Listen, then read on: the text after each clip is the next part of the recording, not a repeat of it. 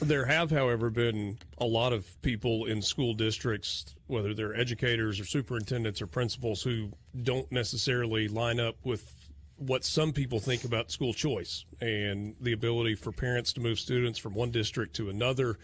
There are questions about where the money goes, whether the money follows a student or it stays in the district despite a student leaving, and what costs may be associated for a new district with taking in students that it's not necessarily getting funding for. Where is that debate going to go? I'm not asking you to tell me where it's going to end, but how's the debate going to unfold? It's going to go exactly as you just described it. Here's where I start. I try to get folks around the table and say, okay, do you agree with me? Yes, we've got to work out the specifics, but do you agree with me at the end of the day, the goal is to give parents more choice and an opportunity to go to either a neighboring public school district that is dynamic and doing great things, or the state portion of the money follow that child to a private school that would meet their needs, especially if they're in a D or F district.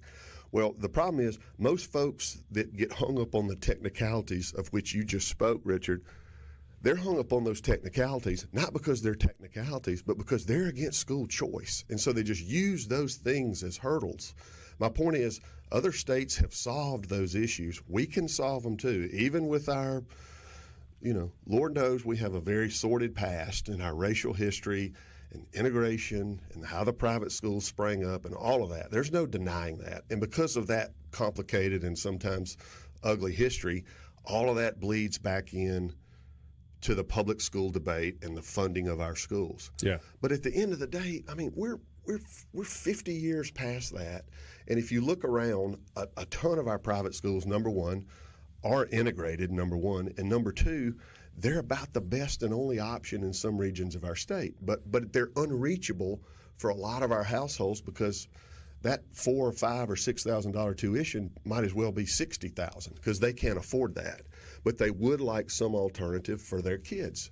And if they're willing to leave their public school and take the state portion of funding, not take any of the local taxes. So let's get that off the table. Nobody is proposing that we take the local share and let that money go to another public school district or go to a private school. But the state portion, the part that the state pays, that all taxpayers in Mississippi contribute to, we're proposing that part follow that child to another public school district that is willing to take that child, if the parents are willing to transport them there. We don't have the transportation piece, so parents are going to have to be willing to get that child there. But in a lot of cases, they work in a neighboring school district or something. And again, nobody's being forced to take them, but the home school district can't hold them against their will. That's what we're going to propose in the House, is a portability piece there. Now, in addition to that, kids that are in D and F districts, we're going to propose that the state portion of funding follow that child into an ESA account that they could use at any school that parents choose for them, that's not their local public school. We intend to set up, hopefully, a fund that would make up the difference. It'll be capped. We can't go endless there, but we can put $5, $10, $20 million into an account that kids can draw from to make up the difference. I would not that money is actually going into their pocket or their parents' pocket. It will be transferred to the district through the state. That's correct. In this proposal. That's correct. It will never go into their pocket. Let me read you this text that I got from a friend a week or so ago, and I will not reveal the location. He said, "This conversation is Segregation Academy welfare. I don't want money going to a private school from my local public school because some parents that live in a country club don't want their kids going to school with kids of another race." All right. That's a fair assessment. I would say to you, first of all, at some point we as a state have to move past that. But even more so than that, our bill says you have to have been in a public school for 1 year. And understand, some private schools probably won't participate in this at all. But some will. Charter schools will. Other places will. Private school parents pay taxes just like public school parents. They have kids. They educate their kids. They make choices.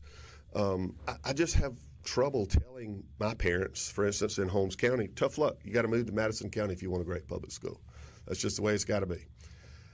I'm not willing to tell them that. I'm not willing to hollow out certain regions of our state as folks chase a zip code.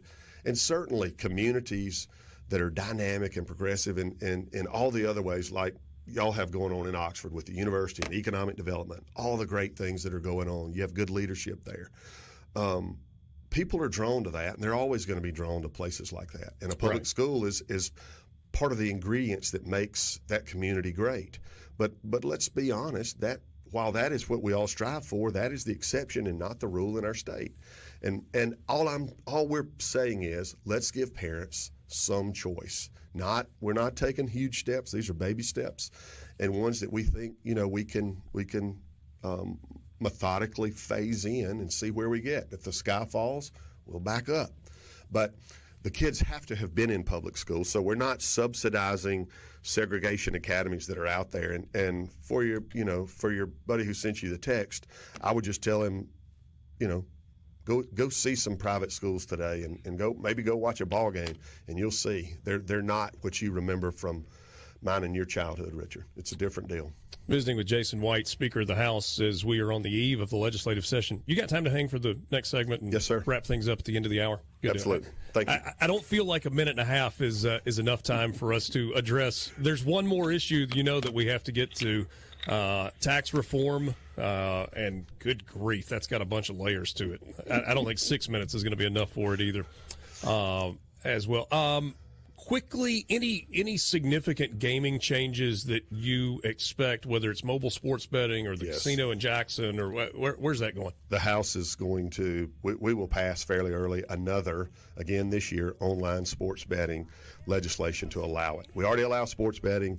Let's take the next reasonable, logical step that folks are all asking for, that our industry's ready for it, and it's time for us to do it. The House will pass that again. It'll be a strong House position. How much pushback is there from the gaming industry and gaming lobbyists to not have that happen? Almost none. It's really? Coming from the state Senate. When you have a state senator in here, you need to ask him or her what the deal is, because it seems silly now. We've got, I think, 36, 37 operators, and about 34, 35 of them want it. And they do it in other states. These facilities that have places here where they're in another state, they do it. It's fine. Everybody's set up to do it. It looks like a little bit of market or turf protection. It's time we move past that. Jason White, Speaker of the